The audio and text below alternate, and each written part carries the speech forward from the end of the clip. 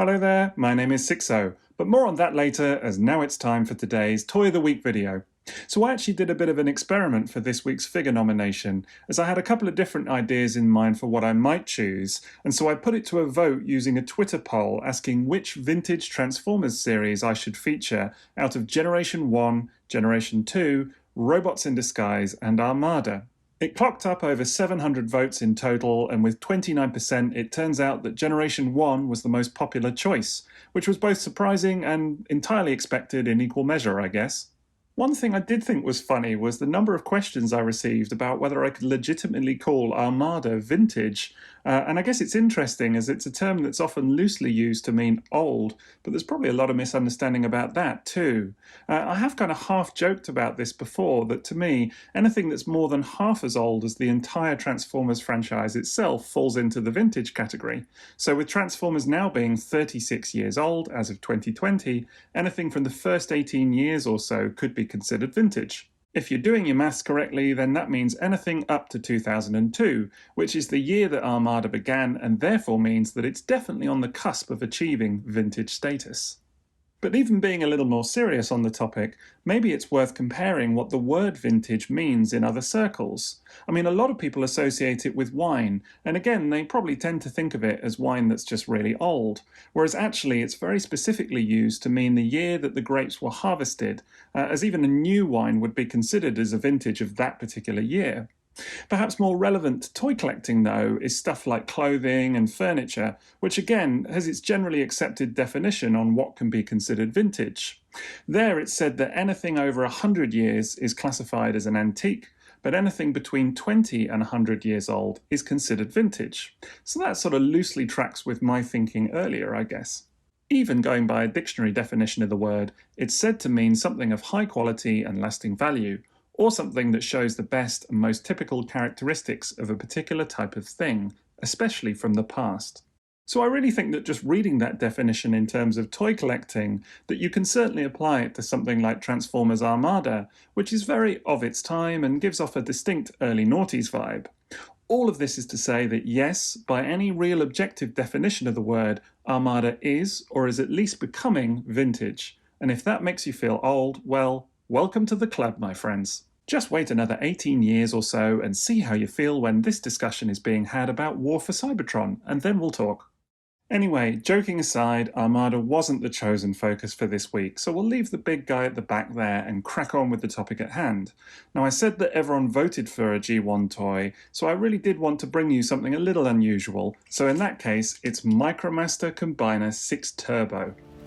Sixturbo is an Autobot Micromaster combiner, and was originally released as part of Takara Tomies Operation Combination line in 1992, which was the final year of Generation 1 in Japan.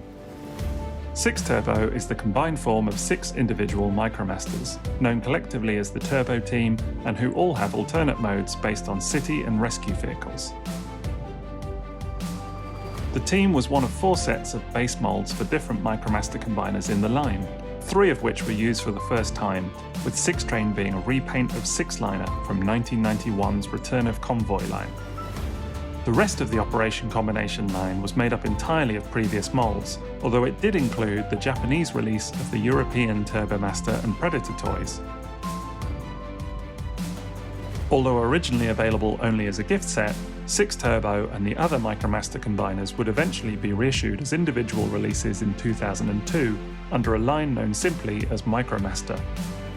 Here the individual boxes were all identical apart from a unique number on the side to tell you which character you were getting.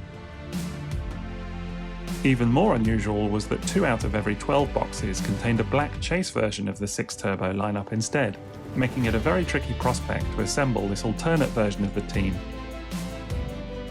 As far as the standard release goes, the Sixturbo reissue features a number of notable changes from the 1992 original, most notably that the stickers are all gone, to now be replaced by some attractive paint applications. In fact, Sixturbo looks rather spiffing overall, with a standout classic colour scheme, an attractive sculpt, and crisp paint. There's a lot of fun to be had here too, including how the combiner bits can also be compiled together to form a jet vehicle for one of the Micromasters themselves to ride in. Plus, it's a unique spin on the already fantastic Micromaster concept, meaning that it's a real shame these designs never made it to Western release during Generation 1 itself. They would eventually be released as part of the 2003 Universe line though, with Sixturbo being renamed as the more recognisable Defensor.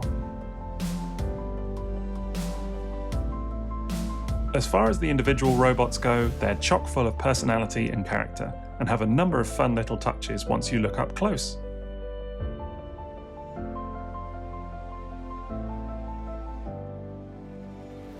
Road Police is the team leader and transforms into a police car, as the name suggests. In his robot mode, Road Police is proudly sporting a paint scheme resembling that of a police uniform, and even has a little moulded cap on top of his head for a nice touch.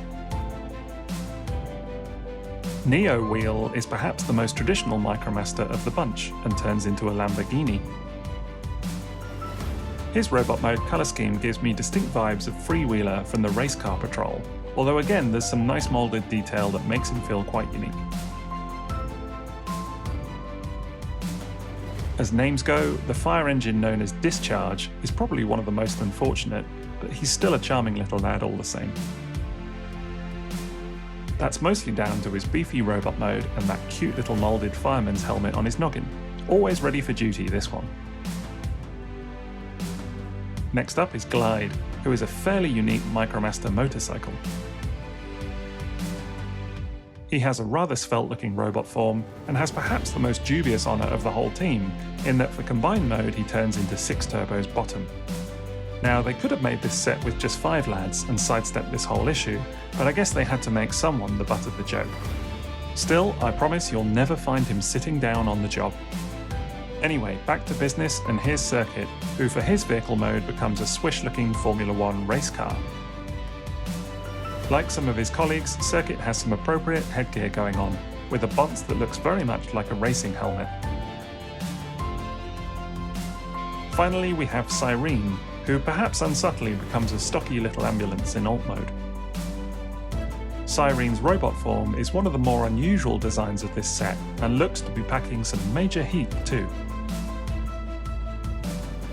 Overall, these 6 make for a really attractive set, and definitely feel quite distinct versus the wider population of Micromasters that many fans will be more familiar with.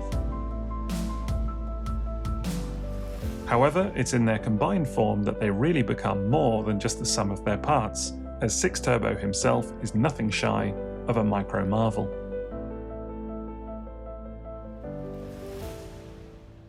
So I only recently picked up the black chase version of Sixturbo myself, which I guess is probably another reason that I thought it would be fun to give him a Toy of the Week highlight at some point. Now, the chase version is actually really something too. He looks quite eerie, cast entirely in black apart from the yellow eyes and that prominent little dot on his forehead there. Interesting that they gave him Decepticon logos for this version though, as personally I'm quite a fan of having black versions be Autobots, but there you go. In any case, I'm nearly done with getting a full set of all the Micromaster combiners, including the chase versions, and I only have the white 6-wing to go, so watch this space, I guess. Anyways, that's our Toy of the Week, so a big thank you for watching, and indeed to everyone who's subscribed to the channel so far. Big gratitude also to all my Patreon supporters, the details of which are coming up at the end of the video if you'd like to follow suit. Otherwise, that's it from me, so enjoy the rest of your day. TTFN.